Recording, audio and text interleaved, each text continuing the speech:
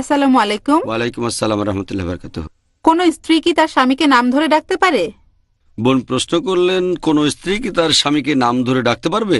কোনো সমস্যা নেই, অবশ্যই ডাকতে পারবে, কেউ বাধা দেবে না। এটা হলো ইন্ডিয়ান কালচার। স্বামীকে বলা হয় শুনছ, নাম বলা যাবে না। কেন শুনছ? অথবা এই দেখো, তারপর আহমদের আব্বু।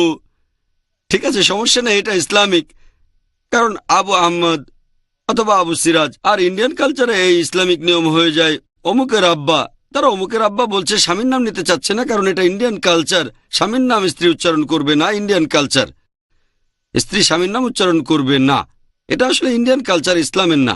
ইসলামের নাম বলা যাবে, তবে আপনাদের বড় সন্তানের বাবা বলেও ডাকতে পারেন, এটার অনুমতি আছে। এটা আরব কালচার, এটা ইসলামিক কালচার না, আরব কালচার। আরবে আছে, আর এটা ইসলামেরও একটা অংশ যে রোজ কিয়ামতের দিনে পুনরুত্থানের পর আমাদের বাবার নাম দিয়েই ডাকা হবে, তাই নাম ধরে ডাকলে কোনো সমস্যা নেই।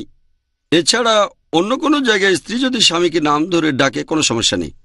আমাদের নবীজির স্ত্রীগণ তাদের স্বামীকে সম্বোধন করতেন ইয়া রাসূলুল্লাহ বলে। কারণ তিনি তো রাসূলুল্লাহ। না, তারা তো নাম ধরে ডাকতেন না। হ্যাঁ, কারণ তিনি তো নবী ছিলেন। যদি আপনি কোনো নবীকে বিয়ে করেন, দেরি হয়ে গেছে, অনেক দেরি হয়ে গেছে। ধন্যবাদ। রাসূলুল্লাহ তো অনেক বড় সম্মান। তিনি স্বামী ছিলেন হযরত খাদিজা, হযরত আয়েশার, আল্লাহ তাদের শান্তিতে রাখুন। যেহেতু তিনি রাসূল ছিলেন, এমনকি সাহাবীগণও তাকে রাসূলুল্লাহ বলতেন। শুধু তার স্ত্রীগণ না, এমনকি সাহাবীগণও তাকে বলতেন রাসূলুল্লাহ, তার সহচরগণও বলতেন রাসূলুল্লাহ, কারণ তিনি তো রাসূল। এটা তো আরো ভালো। তবে স্ত্রীগণ নাম ধরে ডাকতে পারতেন, যেহেতু তিনি আল্লাহর রাসূল, তারা সেজন্য আরো বেশি সম্মান দেখাতেন। একইভাবে আপনার স্বামী কোনো কোম্পানির ডিরেক্টর হলে তাকে ডিরেক্টর বলেও ডাকতে পারেন, কোনো সমস্যা নেই। আপনার স্বামীর যে পেশা, তিনি ডাক্তার হলে ডাক্তার বলেও ডাকতে পারেন, সমস্যা নেই।